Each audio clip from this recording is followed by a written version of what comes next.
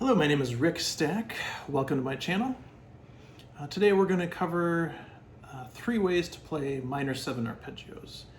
So it would be like this. I'm going to do 1 on the 6th string, and then 2 on the 5th string. So let's jump right in.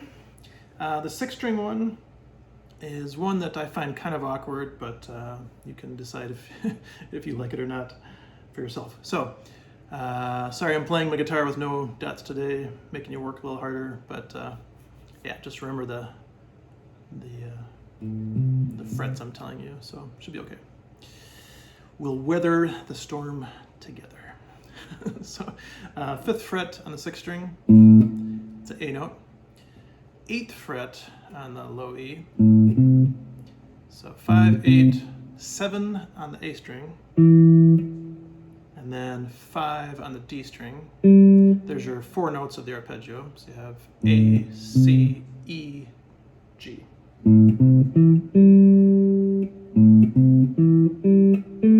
go to the 7th fret on the D string. That's your octave, that's your A note.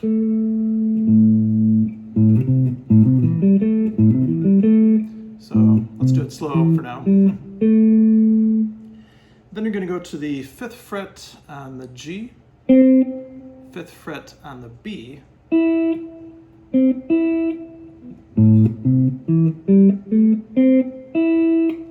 8 on the B, and then you're going to go to 5 on the high E to 8 on the high E. So you have, you can think of it as in 2 octaves plus 1 note, I guess.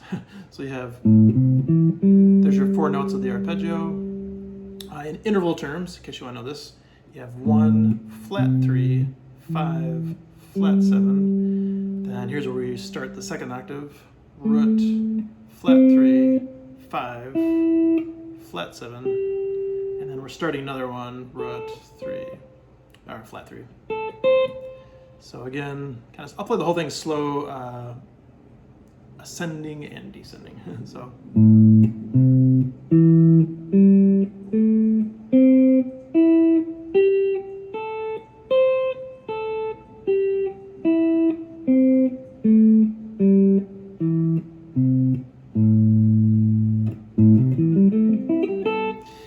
So yeah, that's just the A minor 7 arpeggio. Playing over this, A minor 7 chord, that would sound good, and a ton of other stuff too, of course. So I don't want to limit it to that. Let's go up to the 12th fret on the A string, and that's going to be your first note of this pattern. But you can use your little finger, 4th finger. So 12 on the A string, 10 on the D, 9 on the G, followed by 12 on the G. So those 4 notes you can do as a sweep later on if you want. After the G string, we go to the 10th fret on the B, 8 on the high E, and 12 on the high E. So the whole thing slow ascending.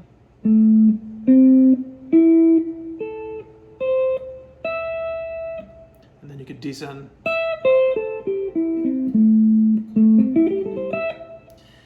So that's a good one. Yeah, eventually, sorry. Of course, what you want to do later, you want to incorporate it into your playing. So you usually wouldn't just play the arpeggio straight like that, but that's another whole improvising topic we can get into. Just want to show you the arpeggios for today.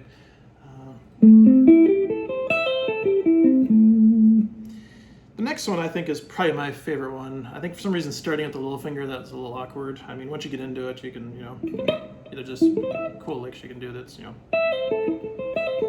like that lick. I think it's, I think of it up here. Not to digress too much here, but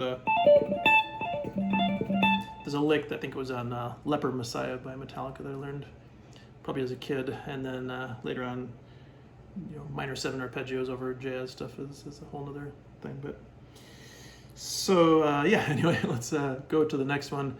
12th fret on the A string is your first finger, followed by the 15th fret on the A string with your little finger. And then you're going to go to 14 on the D.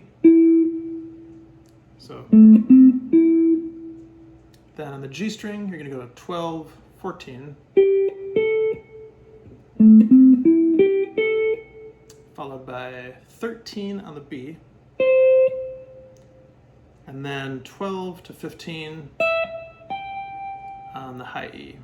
So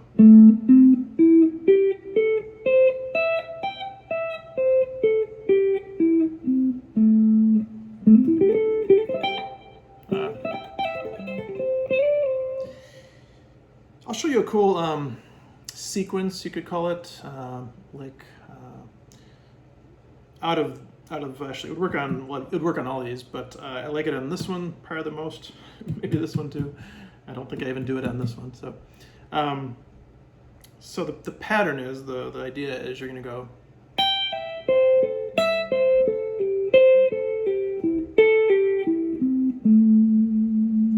so it's just a 4-note, I think, descending sequence. 1, 2, 3, 4. Yeah. So basically you're pulling off 15 to 12 on the high E.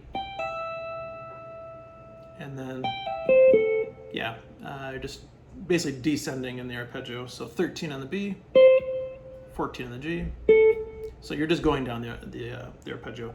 But I'm doing a pull off, maybe to make it sound a little more smooth, natural. That's just a personal preference. But now what you do is you go to the second note of what you just did. So instead of starting on 15, you start on 12, and you descend 4 notes. And there again, I'm doing a pull-off on the 14 to the 12 of the G. So I'm going 12 on the high E, 13 on the B, and then for these next 2 notes, just pulling off.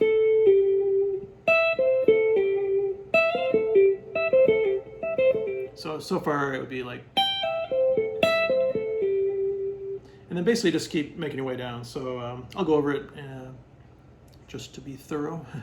So then you're going to go to the third note of what you just did. So you can think of it, if you start on this G note for the first 4 notes, then you start on the E note for the next 4 notes. Well, now we're going to start on the C note here, 13th fret on the B for the next 4 notes. So 13 on the B, pull off 14 to 12 on the G, and then go to 14 on the D.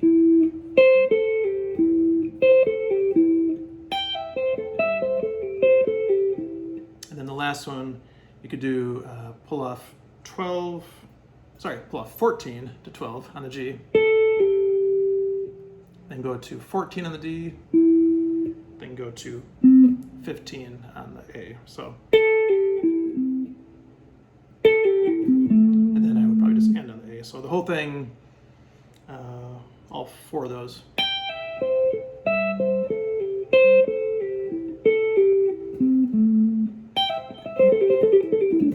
Yeah, something like that. So yeah, it's kind of fun. And you could do it down here too. I won't go through the whole thing, but you basically take the same idea. I'll play it slow once, that way if you want to figure it out, you can. So it'd be... Say it. Ah, sorry, I missed a note. Yeah, you're going to go...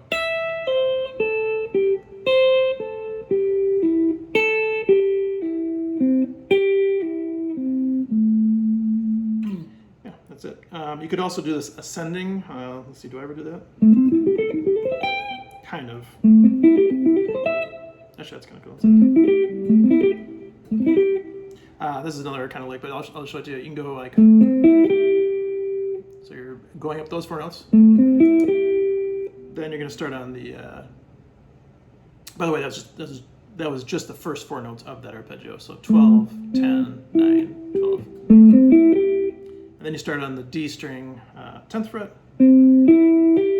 But if you do like a quick hammer on there, then you can do that. Go to 10 on the B string. This is kind of that 2-1-2 concept I talked in another video about, in a way. I guess you have one note here, so not exclusively, but. And then the last one, a nice one, you got 9 to 12 on the G, hammer on, 10 on the B, hammer on, 8 to 12 on the high E. So this is where you can do a lot of sweep stuff. So I'm just like hammer on, kind of economy picking, people call it that too, I guess. Hammer on the G, pick the B, hammer on 8 to 12 on the high E. So really your pick is really that kind of idea. So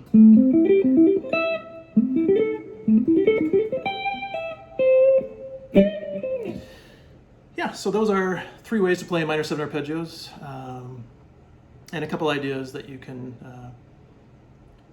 sound more musical, I guess, out of them.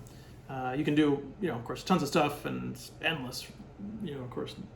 But what I meant was that if you only learn the arpeggio and you just play it as an arpeggio, it's going to sound maybe a little kind of scholastic. So at least you have maybe an idea where you can get started on some different patterns within the arpeggio. So hope you enjoyed the lesson today, and if you haven't subscribed to my channel, that would be wonderful. I really appreciate it. And we'll talk to you soon. Thanks.